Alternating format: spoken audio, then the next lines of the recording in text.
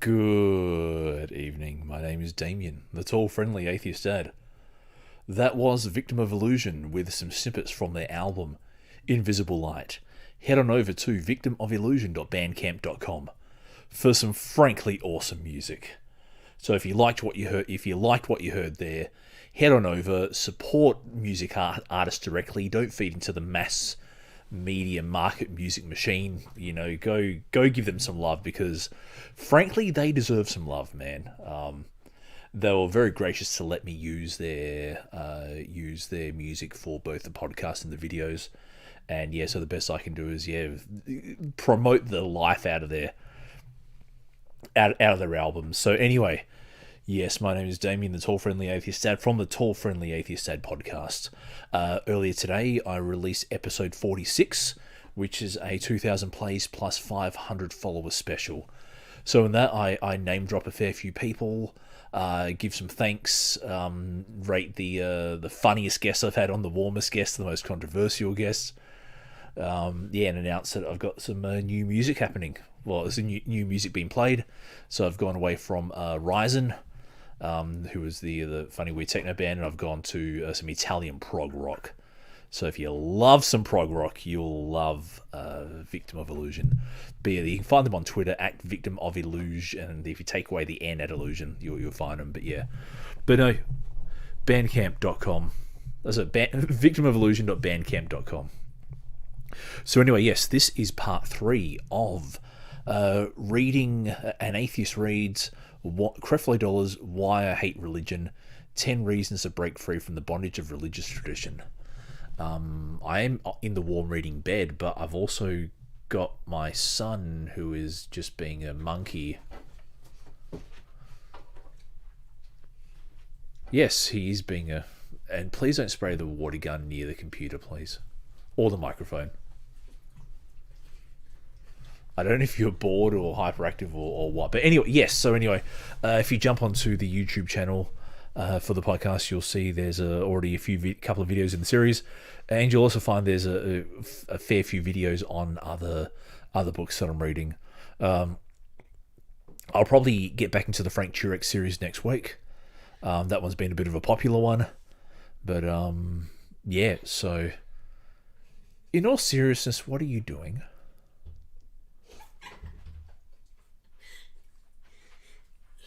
Please don't spray water in your pajamas. You're going to go to sleep in them.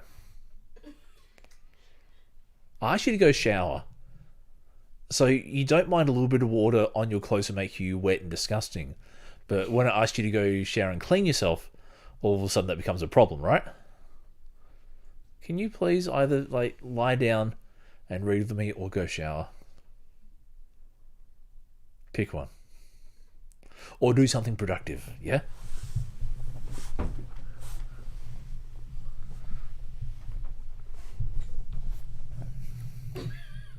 No, I'm serious. Can you do something productive, please? Okay, I trust you to not be distracting and not be silly, yeah? So anyway, if you are reading along, I'm going to start from chapter 2, which is... So we've already read parts 1 and parts 2, which was cover the 10th reason why God hates... why Creflo Dollar hates religion. It's all and to do with money. What a surprise! Is the only thing I can say about that. But anyway, so this is chapter 2, which is reason number 9. Religion blames problems on the sovereignty of God. So far the book is basically, Christianity isn't a religion; it's a relationship. And he says some really dumb things. In all honesty.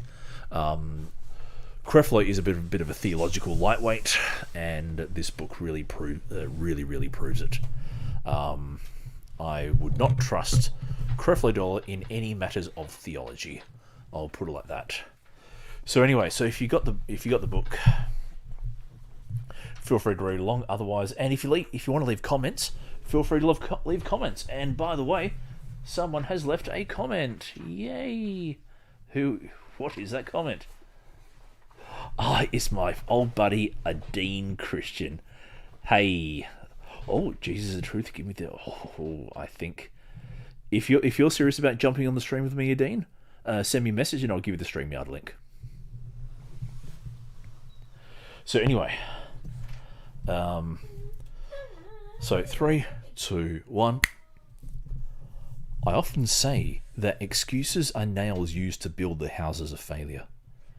Some Christians come up with one excuse after another for why the word doesn't work for them. If they don't receive an immediate answer after praying, they are quick to give up and say, well, God is in control, or it must be God's will for me to go through this. The truth is that this type of thinking is fleshly. God does not want you to suffer. He wants you to receive a breakthrough. Many people do not realize that there are reasons why their prayers are not answered. What holds most Christians back from receiving the things they are asking God for is a religious mindset that blames Him for their problems rather than focusing on the true culprit, themselves. Instead of looking at the part they play in a situation, they shift the blame and accept a life of sickness, poverty, and defeat, and they use religion to try and justify it. Okay, let me just check the streams, Mr. Dean Christian. I'm happy to. Okay, so where should I contact?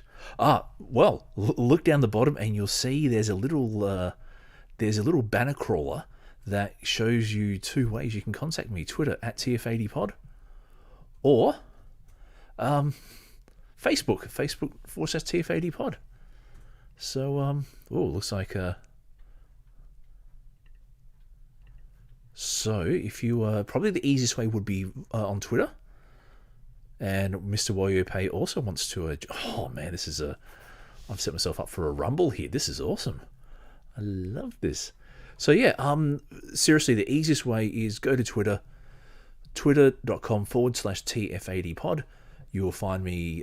You'll find me on there, and yeah, I'll happily share a link with you in order to Or actually, what I might do is, let me just see if I can. Oh, gee, sorry, having a bit of a moment there. Okay. Copy to clipboard. So if you're looking at, if you are on Twitter, let me go on to. I'll share a link. Yeah, so if you're watching this on Twitter, it feels weird. I'm watching myself on Twitter. It's like, oh my gosh. So I will leave a link under there. And what I'll then do is, let me then go into the. Now you will need to authenticate when you sign in, but yeah, let me. Oh yes, there I am, right there. It's a bit weird. Please don't play. Please don't play. Jeez. I said don't play, and can I not chat? Okay. There we go. I've just entered the chat. So yeah, click on the link. You'll need to authenticate. Feel free to come in. Well, come in if you're happy to have an honest and productive discussion. You know, I don't want ill will. I want genuine, honest, earnest discussion. I do have the power to remove you from the chat. So also from the stream, so everyone be on their best behavior. But okay, so links there if you want it. Link is there. So anyway, back to the book. People often fail to examine what they are not doing in their lives. They don't read their Bibles or apply what they read to their daily lives. Yet they don't understand why things just don't seem to be working out. Religion has taught them that God decides whether or not they will receive answers. The sovereignty of God has become their excuse for not seeing results. Easton's Bible Dictionary defines the sovereignty of God as God's absolute right to do all things according to his own good pleasure. Basically, this definition says that God chooses to do what he wants to do. If he doesn't feel like answering your prayers, or if you've done something to anger him, then he won't. But if he is in a good mood, He just might give you what you want. This is religion's answer to why someone's prayer goes unanswered. This type of thinking, however, is contrary to the word and completely negates the fact that our good works have nothing to do with God being good to us. Neither is God playing a game of eeny, meeny, miny, mo. To decide those prayers, he will answer, and those he won't. Okay, we have Mr. Wayo Pay. Oh, this is just a little bit of a celebrity moment for me. All right. What's up? Hello. How are you, buddy? I'm fine. I see that. I see that. Yeah, Dean Christian. yeah. I see that. No, excellent. Look, Yeah. thank you for coming in the chat regularly in the previous episodes, and it's a pleasure to have you in the discussion with me. Look, if Mr. Dean Christian does decide to come in, let's welcome him in and let's have an earnest discussion. If he does come in, then all right, cool, excellent. That's so he's got the link there, and he's also got the link in the Twitter on the Twitter page. So yeah, that's well, fine. Anyway, so I was going to say, I don't know if you've heard me reading the first page, but I'm going to make some comments on it anyway. Where it's interesting where why this basically comes down to why God doesn't answer prayer, and it's a bit of an interesting one because there's no set answer for why God doesn't answer prayer. And I think the Bible is as conflicted on the issue as everyone else. And look, I can tell you a story from when I was a believing fundamentalist charismatic Christian, and I had a profound death in my family that basically changed my life. And at that time, I was praying as earnestly as possible. I had my whole church praying as earnestly as possible. I had other churches praying as earnestly as possible. And for whatever reason, God didn't answer my prayer, and this person died, and so that left a profound impact. And one of the things that the my pastor said, is maybe we didn't have enough faith, maybe we didn't pray hard enough, maybe we failed in some aspect, and I really couldn't buy that, because out of the one time that my faith really could have pulled through. If there was ever such thing as a miracle, it would have been, this person literally coming back from the dead. And unfortunately, it didn't happen. Now, I didn't lose my faith then. I actually kept my faith for another 10, 15 years. Yeah, so it wasn't just that, but it was, it just seems to be that, like Creflo Dollar is saying that, this is, like he's saying that this is what the Bible says about prayer not being answered. Yet I don't think he has a good enough knowledge about. Yeah, exactly. So anyway, I'm kind of waiting for a Dean Christian to come in and really. Just one other thing. Adam says that. Adam says that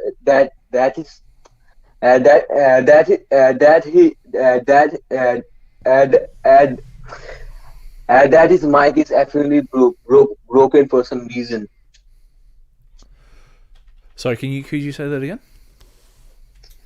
So basically, Adam basically says that that his mic is broken for some reason.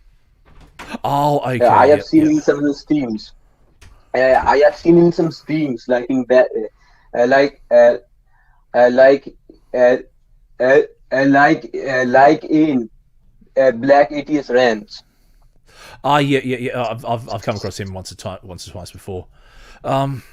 Then unfortunately, if a Dean Christian can't make it onto the stream, then yeah, he's more than welcome to leave comments in the chat, and we will happily answer him. But if I can ask, whereabouts do you come from? Sorry. I am from. What country? What nationality are you? Technically India. Oh, okay. Yeah, I'm ex-Hindu. No, India. Okay, cool. No, good stuff. What state are you in?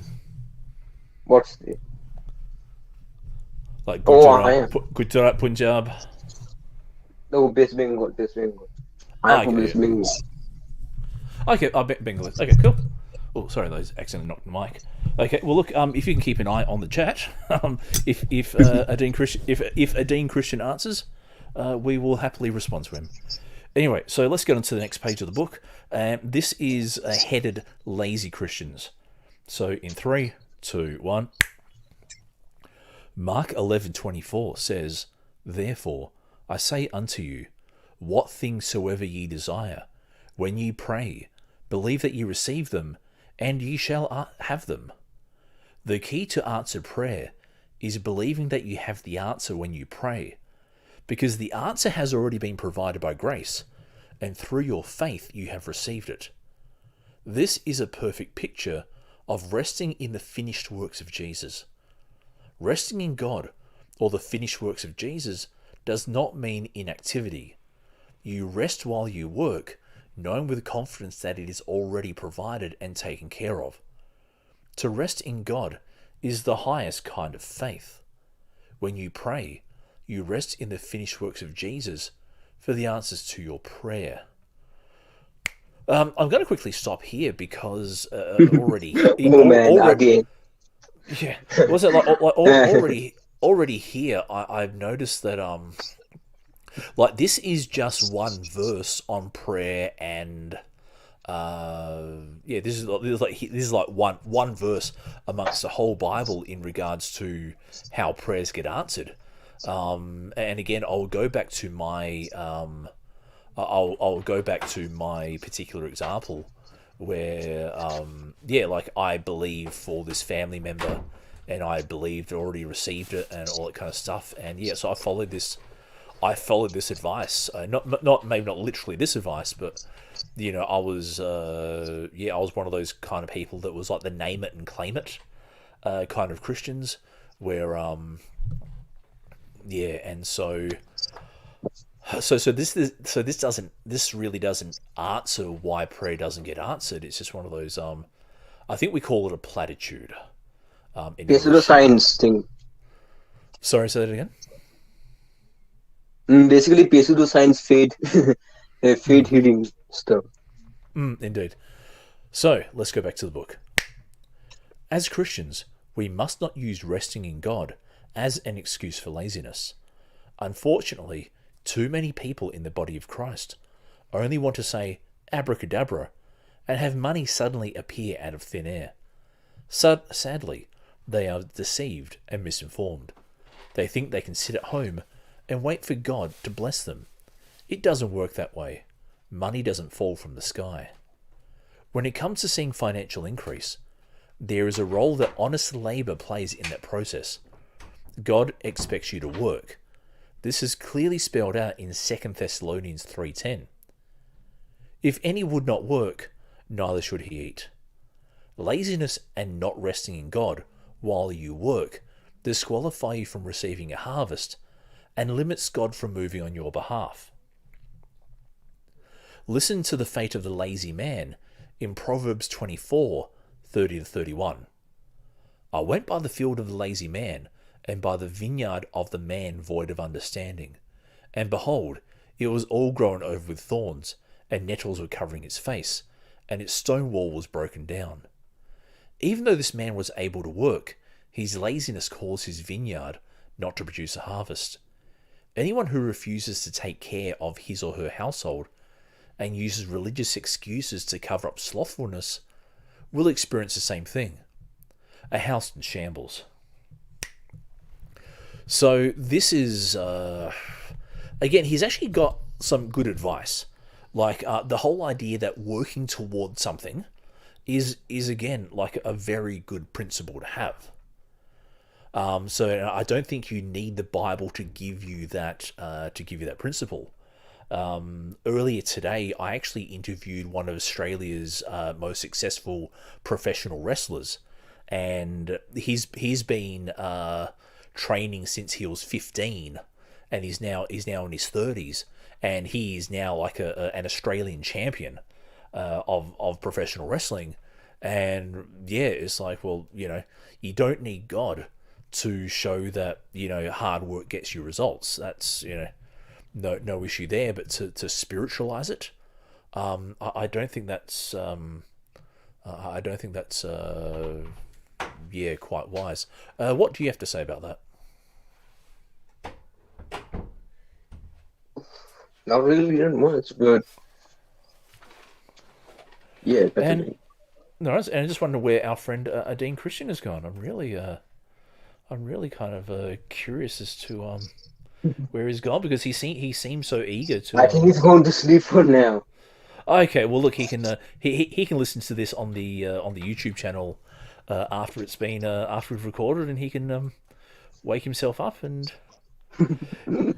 anyway, so let's get back to the as you know, there was one other thing as well.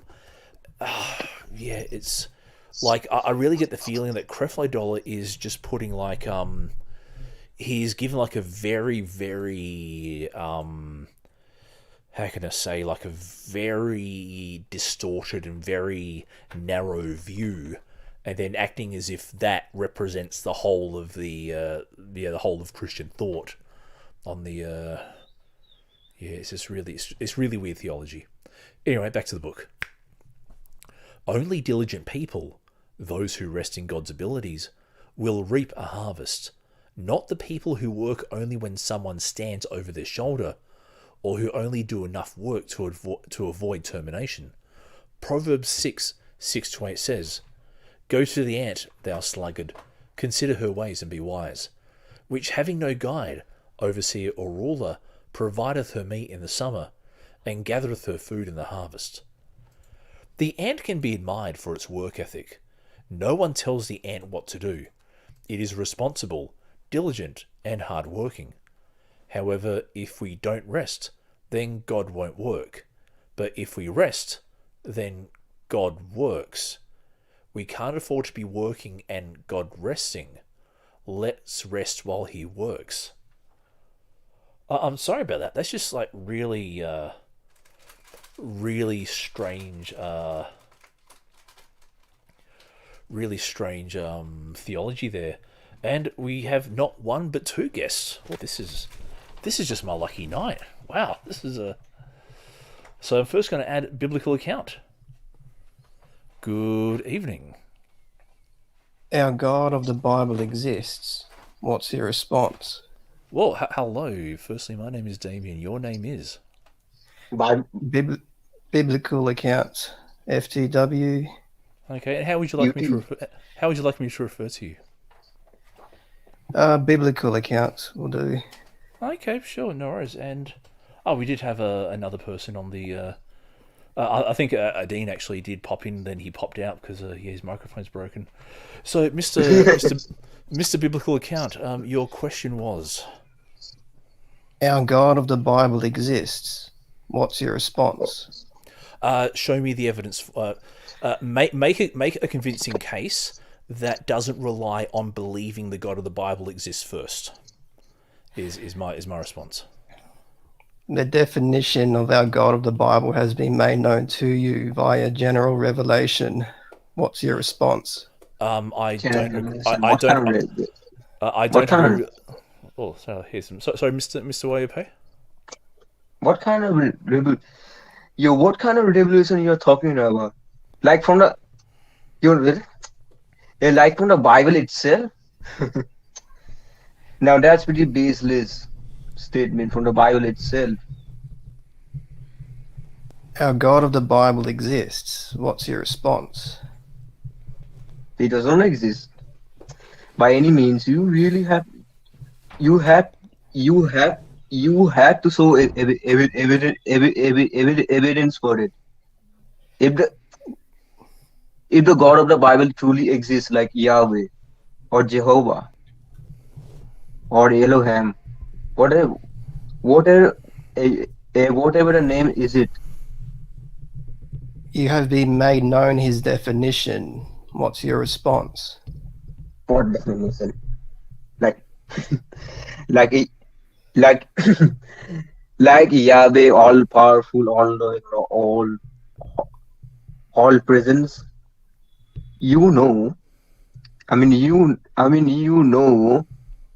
if the God of the Bible existed, people bound me dying today since as sins Oh, as actually, I would. sins. Well, see, I will jump in there for a sec.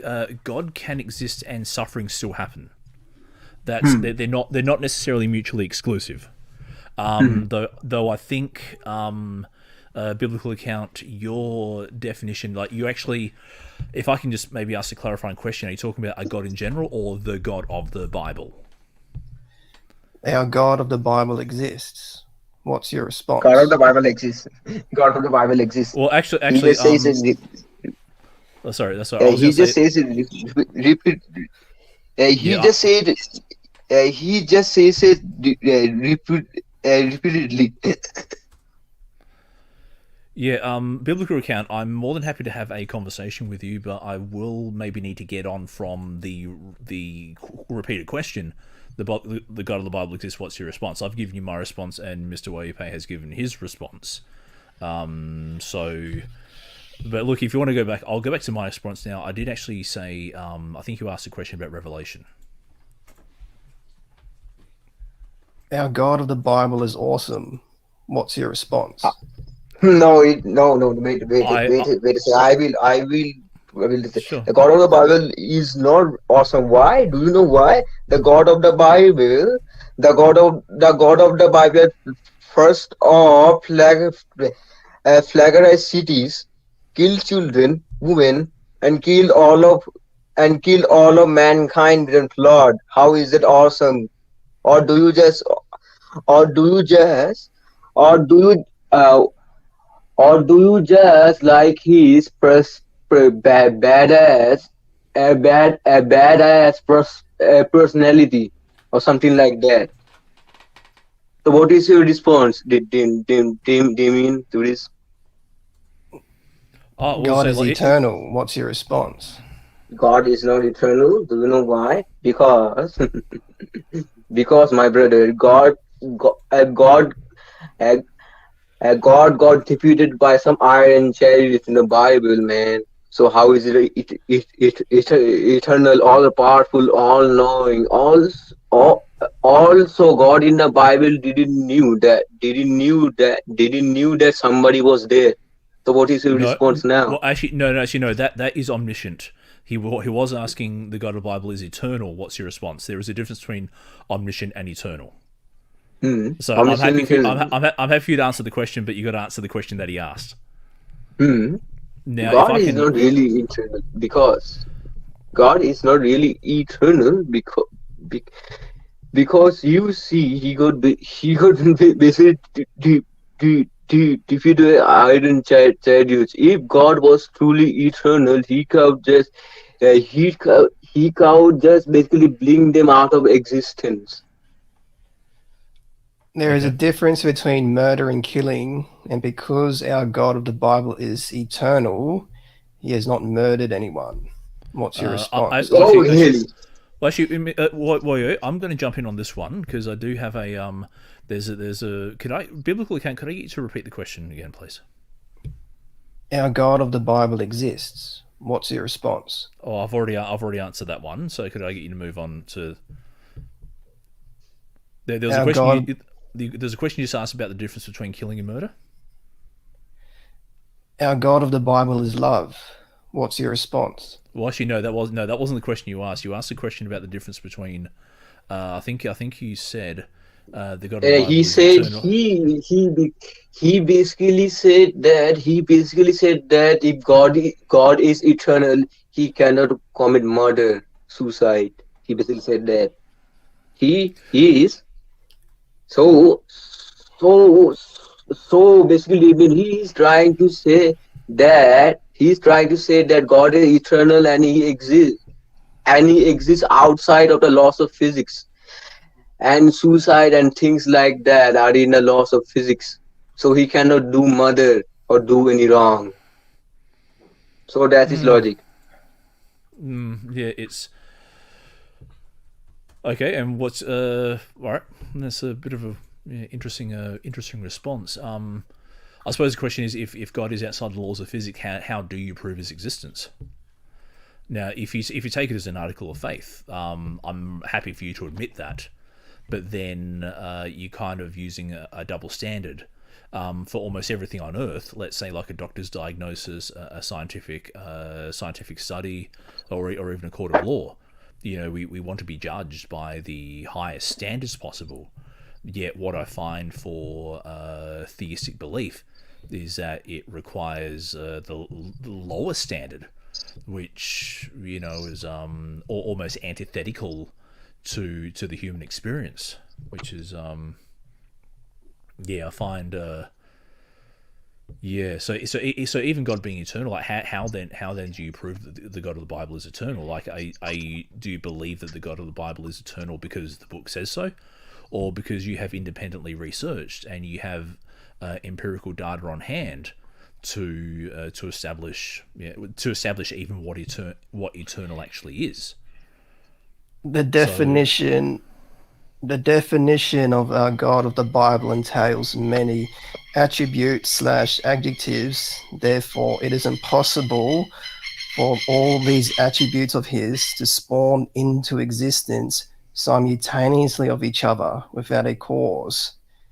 So to address the other person, the definition of our God of the Bible is an actuality which comports with our reality. What's your response?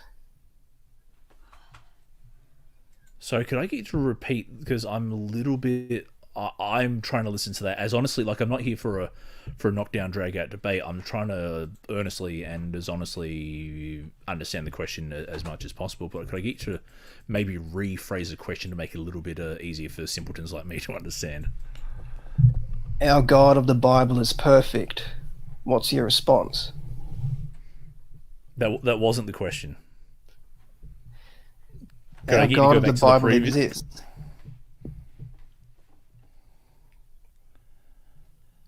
Our God of the Bible is eternal. What's your response? Okay, so that was the that was a long. But then you said something about all these physical attributes being incompatible, and then I didn't say physical attributes. Well, this is why I asked you to rephrase the question, such that so just to make sure that I am understanding the question correctly. But do you want to go back to the God that exists, the God of the Bible exists? What's my response, or did you want to move on to some more of the moral questions? Our God of the Bible is perfect. What's your response? Perfect in relation to what? Perfect is a morally perfect or well, actually, or in power. Well, I was going to say, like, firstly, perfect in relation to what? So when we say perfect, there is usually a standard that we're measuring perfect against. So, for example, let's say I'm wearing the perfect pair of jeans. Now, that doesn't necessarily entail any maximal qualities. It is perfect as with regards to either the fit or the color or the look or the amount of pockets or something. Or if I say I'm wearing the perfect pair of headphones, perfect in that aspect relates to either the sound quality coming out, the cost, the durability, things like that. So my response to you is what perfect in relation to what measurement, like what particular attribute is this God of the Bible perfect in? Our God of the Bible is a brute fact. Therefore, he is perfect. What's your response? That's a non sequitur. I don't get what being a brute fact has to do with perfection. Are you testing us? Like I could say I exist, and that is a brute fact. Therefore, I'm perfect. That is clearly a non sequitur. Only our God of the Bible meets the prerequisites for eternality. What's your response? How did you determine that? God of the Bible has made his definition known to us. What's your response? What is the primary source for that claim? Our God of the Bible has made his definition known to us via general revelation. What's your response? What is general revelation? Since Romans 1:20, since the creation of the world, God's invisible attributes, his eternal power and divine nature have been made known to us, so we are without excuse. No, so did God actually write that? Our God of the Bible exists. What's your response? Biblical account. Did No, God no, actually write? Did God actually write that no. verse in That was Romans? not question about God exists. Not that your you your first question was about your first question was about God's perfect nature and power. So God's existence is not the question being answered. Yeah. So Our could I God of get? the Bible exists. What's your response? We Well, are actually, no. uh, Well, we actually, no. we have already given you response already like twice like You multiple know our times. God of the Bible exists. What's your response? Oh, come on. Yeah, that's all right. Look, I'm happy to carry on this conversation. I think it's interesting. Now, your last question. Now, my question to you was, did God actually write that verse in Romans 1:20 that you just quoted? Our God of the Bible has made his Yes definition or known no? to us. Yes or no? Did God write that verse in Romans that you just quoted to me? Since the creation of the world, Yes or God's invisible no? attributes, Yes or no? Did God write that verse in Romans? general revelation, Did yeah God has yes? made his It's a yes definition or known to the authors of the Bible. sorry. Can you so just a yes or no? Did God write that verse in Romans? Was it by divine hand or by human hands? You're missing the point. You're trying to go down a rabbit trail because No, you no, know our God of the Bible exists. What's no. your Actually, no. response? Well, actually, no, I don't. I'm actually trying to get to the point because it's clear that Paul is one man writing from his own personal opinion. So where I have the problem is that when one man writing 2,000 years ago is now suddenly God writing for everyone at all time. So so when you say, God says in Romans 1:20, no, God does not say in Romans 1:20.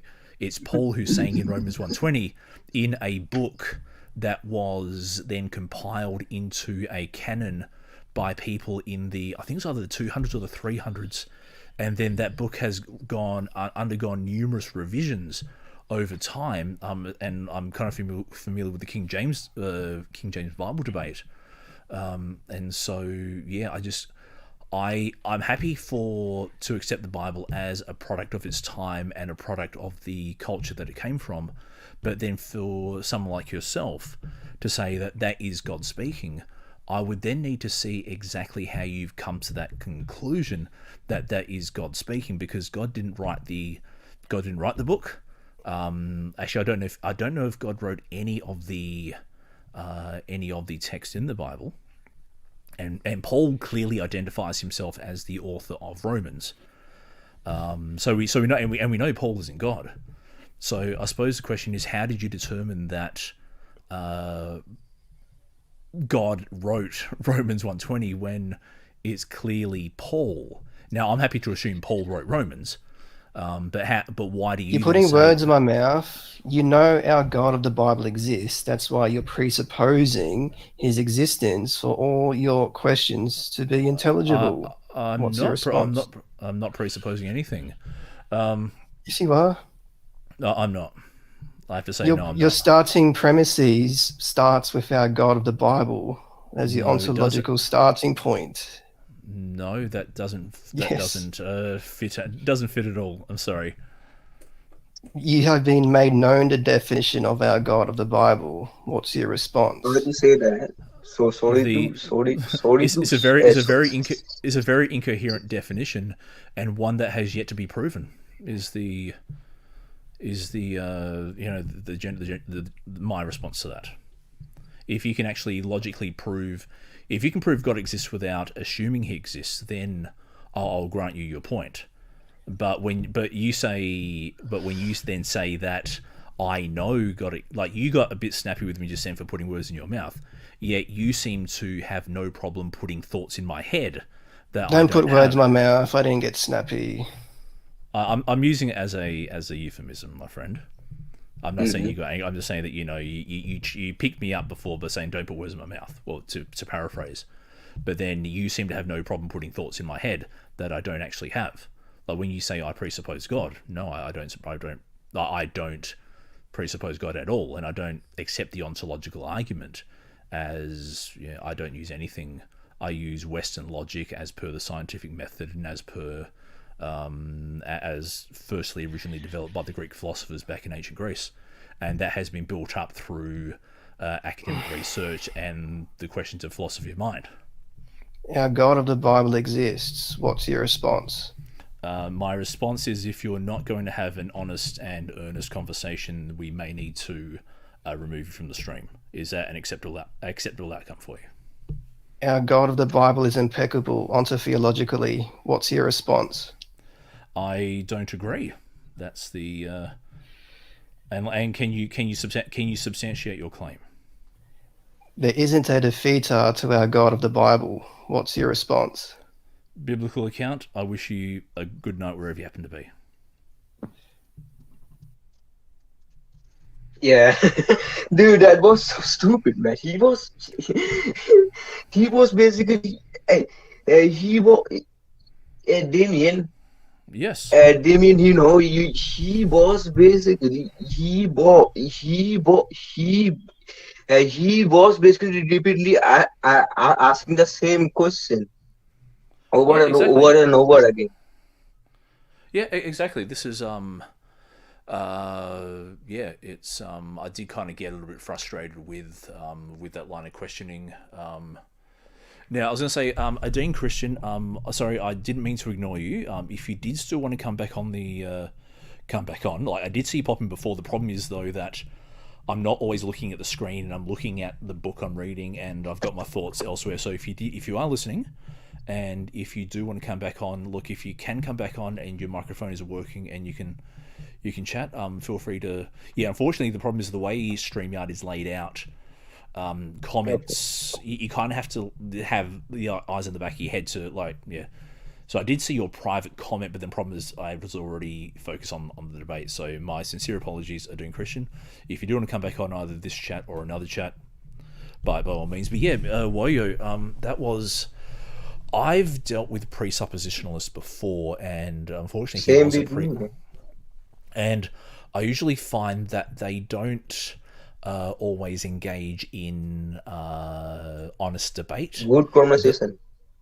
Oh, look, well, exactly what conversation, but it's more of a like word games, theological, like word salad, and like when he like trying to assume that he knows what's in your head. I have just trying to think. I think I have seen a couple of his attempts with other accounts as well, and it's like I never thought I'd. I actually know his words. I might have watched his videos. He's probably a big YouTuber or something. Yeah. Yep. Oh, look, if you can, I might actually. It looks like how reading of the book has gone astray. But look, that was actually interesting, just in how to answer questions on the fly. It's actually quite. And that was some easy question. Easy question like God exists and like God is eternal.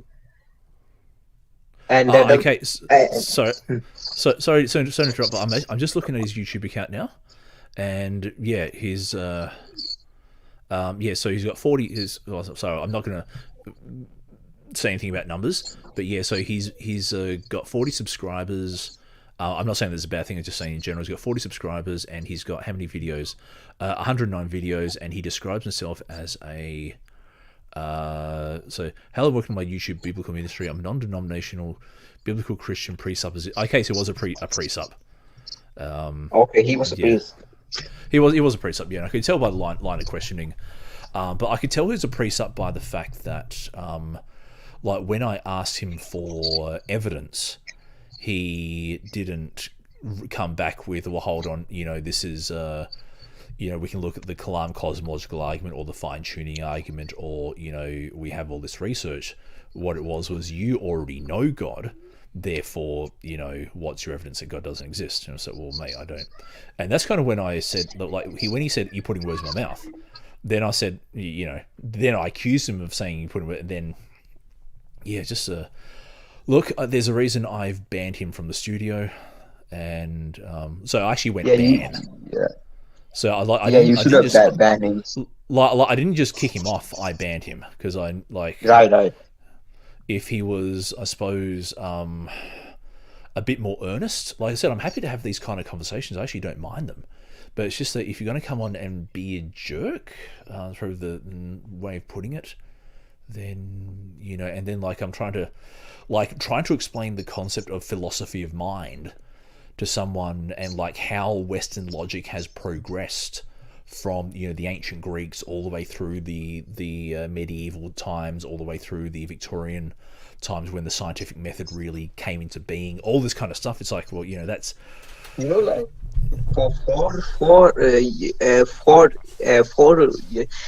for mine, I still follow the Eastern philosophy of science, like Charvaka. Or like Ajana philosophy, and that is very similar to, and that is very similar to like ancient Greece philosophies of atheism. Okay. Interesting. Anyway, we were reading a book up until we were so kindly interrupted. But look, I think even when I think what cheesed me off was the fact he came in and his very first thing was, hey, this is a question. It's like, well, hey, look, my name is Damien. What is your name? Biblical account. Okay, what would you like me to call you? Biblical account. It's like I can tell straight away he's not there to, make friends and reach out. He's just more I'm going to be a jerk is the thing. So anyway, so I'll probably go for another 10 more minutes because I usually go for about an hour because I've got kids to put to bed and all that kind of stuff. So 3, 2, 1. When things don't quickly change, they lose hope. Proverbs 13:12 states that not having your hopes fulfilled will make your heart sick. That's why many people fall into depression and despair.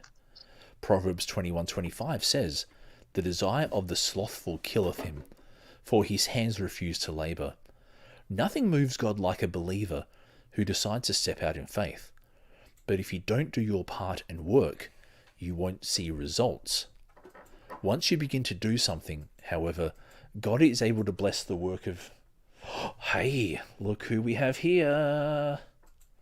So, good evening to you. Dean Christian, can you hear me?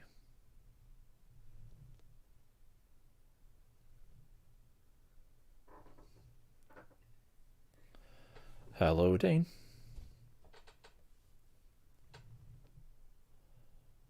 Okay, I'm just going to keep reading then until I hear some voices. That sounds really bad. Once you begin to do something, however, God is able to bless the work of your hands because you understand how to rest while you work. A young man once told me that he couldn't do any manual labour because he didn't want anything to happen to his hands. He needed to preserve them because he was an artist. Instead of working, he sat at home while his wife struggled to make enough money to pay the bills and take care of their children. That's not biblical, that's foolishness. God can't bring a harvest to a lazy person who won't work and trust him. If you want to break through in your life, you must learn the power of trusting and resulting in God. Wealth never comes into the hands of a lazy person or the person who uses religion to try to magically get something to happen. Proverbs 10:4 says, "He becomes poor who works with a slack and idle hand. But the hand of the diligent makes rich."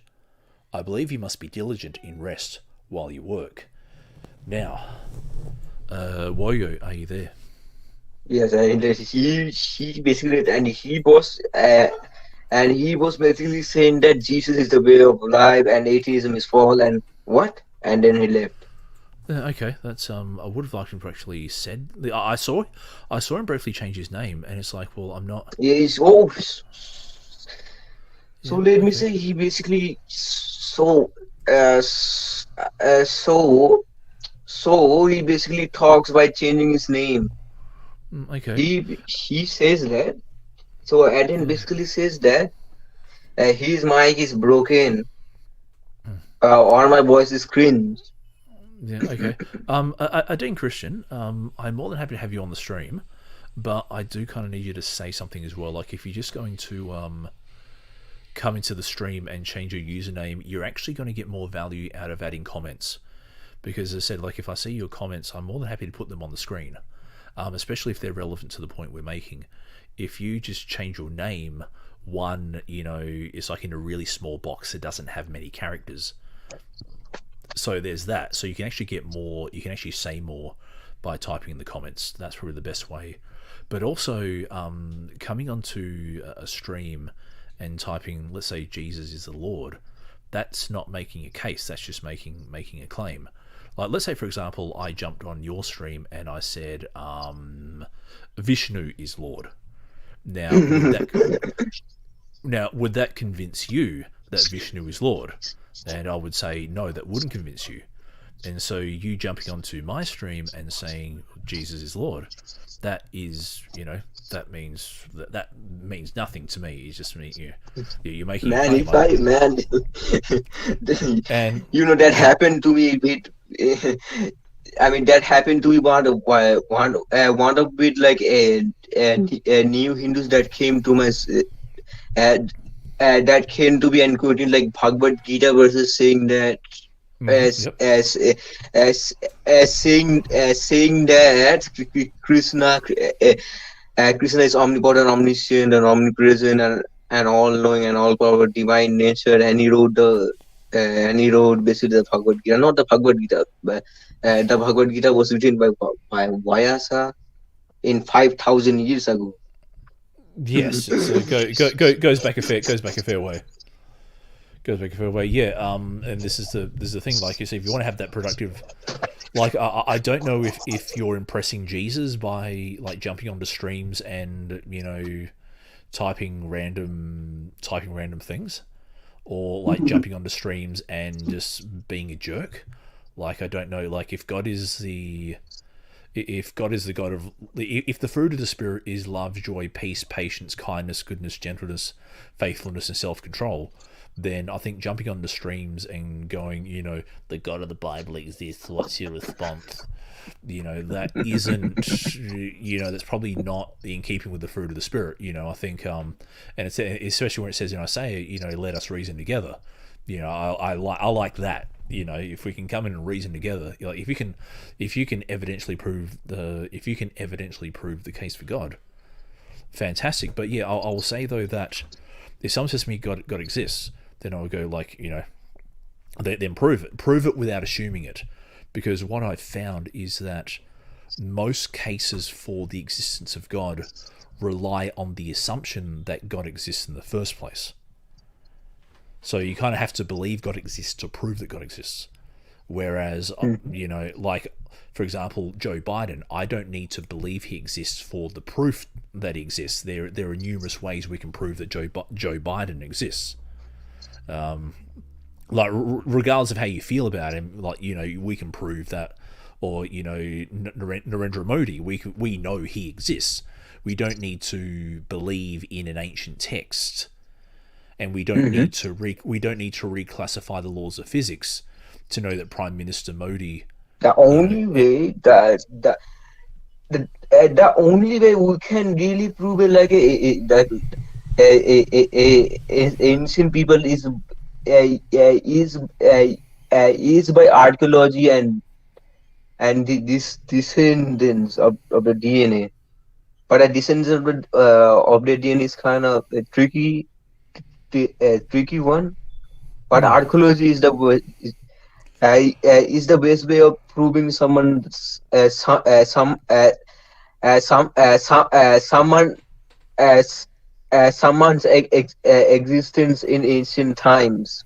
Oh, indeed. And look, I will say that like, archaeology is a bit of a it is a bit of a tricky field, and If you follow, sometimes on the stream there is a gentleman named Archaeologian who actually has a master's in archaeology, so he'll be able to tell you that it isn't a clear cut. Yes. It isn't a clear cut field. There is always conjecture. There is interpretation. So it's more of a pure academic field rather than a natural science. I will give you that. But yeah. Anyway, well, I'm going to end the stream here. It's been Thank you. I've got children to put into bed, but I really do appreciate you coming on. It's always great seeing your name in the chats, and I always love your comments. So the fact that you've been able to come on and I can have a conversation with you and get to know more about you, and and thank you for answering some of those questions as well. I thought some of your I can see that English isn't a native language of yours, and I think I appreciate the effort that you've made in trying to converse. No, I have don't. Even in my language, I have a stuttering problem. Yeah, I mean, yeah. No, I mean that happens even in my own native language. Mm-hmm. No, that's right. I sometimes stutter as well. It's one of those things. I used to have a really bad stutter years ago. I've now learned how to control and work out why stuttering happens, and a lot of it for me is to do with anxiety. And so I kind of noticed that once you calm yourself and slow yourself down, then you'll actually it's actually quite interesting. But you look, Warrior Pay, I'll probably be on the stream reading another book tomorrow night. So look, feel free to either come back on the stream or be in the chat. I'll DM you if you want to come on. I'll DM you the link for tomorrow night's reading. But otherwise, to everyone listening, and especially to Adine Christian and Biblical Account for the Win, thank you for either trying to come on and chat or coming on and adding some flavour to the chat. Thank you very much. But whoever you are, wherever you are, whatever time of day it is, I hope you have a wonderful rest of the day. My name is Damien, the Tall Friendly Atheist Dad. Feel free to reach out to me on Twitter at TF80pod, facebook.com/TF80pod. Head over to the website www.tallfriendlyatheistdad.com or search for Tall Friendly Atheist Dad on YouTube. Until next time, that has been Warrior Pay. My name's been Damien, and I look forward to next time. See you later. So far from life.